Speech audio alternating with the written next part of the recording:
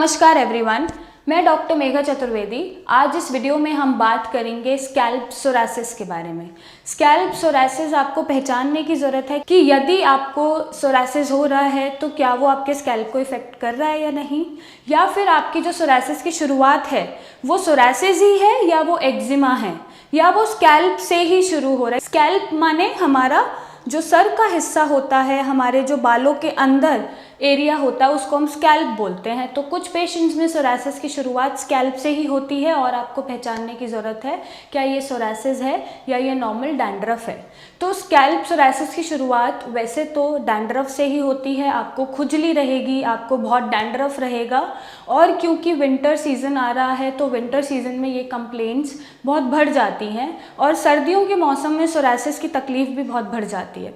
But अगर इस dandruff और आपके इचिंग खुजली के साथ साथ अगर आपके स्कैल्प में यानी सिर के अंदर लाल और परतदार पैचेस बन रहे हैं, उसमें स्केली पैचेस आ रहे हैं, या फिर उसमें एक लाल परत है ऊपर से जमा होती जा रही है जो धीरे धीरे आपके कान तक, आपके गर्दन तक, आपके माथे तक फैलती जा रही है, तो ये स्कैल्प सोरासिस होता है। और विंटर सीजन में ये बहुत बढ़ जाता है, इसकी तकलीफ भी बहुत बढ़ जाती है और पेशेंट्स को बहुत तकलीफ होती है। सोरासिस पेशेंट को विंटर सीजन में बहुत ज़्यादा तकलीफ होती है। तो आपको अपने स्कैल्प सोरासिस की पहचान कैसे करनी है कि उसमें खुजली होगी, उसमें जलन है और उसमें परतदार लाल पैचेस पड़ रहे हैं, स्केली पैचेस पड़ रहे हैं। कुछ फोटोज हम आपको यहाँ पे दिखाएंगे जिससे आप पहचान पाएंगे कि आपके सिर में जो डैंड्रफ है, जो बर्निंग है, जो इचिंग है, खुजली है, जलन है, और जो सोरासिस पेशेंट्स हैं उनमें ये स्कैल्प सोरासिस बनता जा रहा है। आपके स्कैल्प को, आपके बालों के अंदर जो सिर हम नॉर्मल लैंग्वेज में बोलते हैं उसको इफेक्ट कर रहा है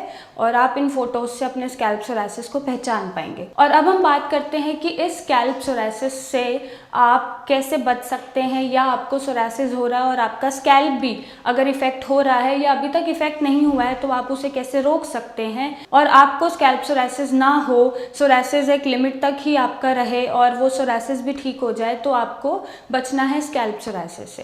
स्कैल्प सोरासिस से बचने के लिए पहली चीज़ आपको क्या करनी है, आपको तेल को गर्म करके, तेल आप कोकोनट ऑयल यूज़ कर सकते हैं, आप ऑलिव ऑयल यूज़ कर सकते हैं, उसको नॉर्मल टेम्परेचर पे गर्म करके वीक में 2 से 3 बार अपने हेड पे अप्लाई करें। जब आप हेड मसाज करोगे ऑयल से, तेल को गर्म करके, स्पेशली कोकोनट और ऑलिव ऑयल से, तो स्कैल्प सोरासिस से आप बच पाओगे। दूसरी चीज़, आप एप्पल सिडार विनेगर यूज़ कर सकते हो।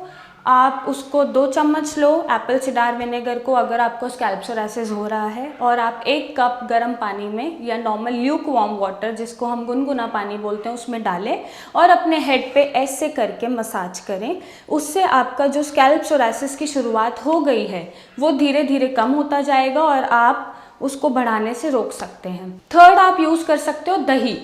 आप दही अपने नॉर्मल स्कैल्प पे, हेड पे अप्लाई करके छोड़ दो। उससे क्या होता है, जो बर्निंग है, खुजली है, डैंड्रफ है, जो परत बन रही है लाल कलर की, उसमें आराम मिलेगा आपको। 2 घंटे 3 घंटे के लिए आप दही लगा के छोड़ दीजिए, उसके बाद आप ऑयल मसाज कर लीजिए, नेक्स्ट डे आप वॉश कर लीजिए। उससे जो आपकी सफरिंग्स हैं, जो आपको जलन हो रही है, खुजली हो रही है सोरासिस में, उसमें थोड़ा आपको आराम मिलेगा।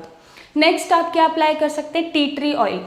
टी ट्री ऑयल एक तरह का ऑयल होता है, वो आपको इजीली अवेलेबल हो जाता है ऑनलाइन या मार्केट पे या मेडिकल स्टोर्स पे। आप उसको भी ओवरनाइट अप्लाई करके छोड़ सकते हो। हेड मसाज करो हल्के हल्के टिप्स से। आपको जब भी मसाज करनी है अपने इस पाम पोर्शन से नहीं करनी है, अपनी फिंगर टिप से करनी है। तो ये फिंगर टिप से जब आप मसाज करोगे और उसको ओवरनाइट छोड़ दोगे टी ट्री ऑयल को लगे हुए अपने स्कैल्प में, तो नेक्स्ट डे आप वॉश कर सकते हो और अपने स्कैल्प सोरासिस को थोड़ा कम कर सकते हो। और एट लास्ट एक बहुत ही मैं आपको चीज़ बताने वाली हूँ, बहुत मैंने अपने प्रैक्टिस में ये लोगों पे अप्लाई करी है, पेशेंट्स पे अप्लाई कराई है और उनको स्कैल्प सोरासिस से आराम मिल रहा है। तो वो है मेलन जूस। ये जो मेलन जूस होता है ये आप थोड़ा थोड़ा अमाउंट में अपने अफेक्टेड एरिया में स्कैल्प में मसाज कर सकते हैं। उसको थोड़ी देर के लिए छोड़ सकते हैं, 2 से 3 घंटे के लिए, और वाटर से वॉश कर लीजिए। स्कैल्प सोरासिस अगर आपकी शुरुआत है तो ये वहीं थम जाएगा, या ये बढ़ रहा है या बहुत सीवियर है, ये कान को इफेक्ट कर रहा है, माथे को इफेक्ट कर रहा है, गर्दन को इफेक्ट कर रहा है, तो ये कम होता चला जाएगा। और ये जो मेलन जूस है ये आपको ईजिली ऑनलाइन अवेलेबल हो जाएगा। आप अप्लाई कर सकते हो, थोड़ी देर के लिए उसको स्कैल्प पे लगा के छोड़ सकते हो और नेक्स्ट डे वॉश कर सकते हो। और एक बहुत ही ज़रूरी बात, स्कैल्प सोरासिस में कभी भी बाल नहीं झड़ते हैं। आपको अगर डैंड्रफ हो रहा है और आपको पता नहीं चल रहा है ये डैंड्रफ है या स्कैल्प सोरासिस है, तो डैंड्रफ में आपका हेयर फॉल इन्वॉल्व होता है, जबकि स्कैल्प सोरासिस में आपकी रेड स्केली पैचेस वाली स्किन हो जाती है, साथ में आपके बाल नहीं झड़ते हैं। बहुत ही इंपॉर्टेंट पॉइंट है ये देखने के लिए कि ये डैंड्रफ है या ये स्कैल्प सोरासिस है। और अगर आपको सोरासिस हो रहा है तो 90% चांसेस होते हैं कि वो आपके स्कैल्प को भी इफ़ेक्ट करेगा। तो आपको इससे बचने की ज़रूरत है, आपको अपने सोरासिस को वहीं रोकने की ज़रूरत है, ताकि वो जितना इफ़ेक्ट कर चुका है आपकी इम्यूनिटी को, आपकी खुद की बॉडी सेल्स को, उसको आप वहीं रोक दें और धीरे धीरे जितना इफ़ेक्ट हुआ है उसको भी आप ठीक करें। तो अगर आप अपने सोरासिस को ठीक करना चाहते हैं और चाहते हैं कि ये बार बार ना हो, और ये चाहते हैं कि आपके स्कैल्प को इफ़ेक्ट ना करे, आपकी हड्डियों को इफ़ेक्ट ना करे, आपके जॉइंट्स में ना पहुँचे, तो आप हमारे नीचे दिए गए नंबर पर डॉक्टर से कंसल्ट करें, उनसे फ्री एडवाइस लें, फ्री कंसल्टेंसी लें और हमसे राइट ट्रीटमेंट लें।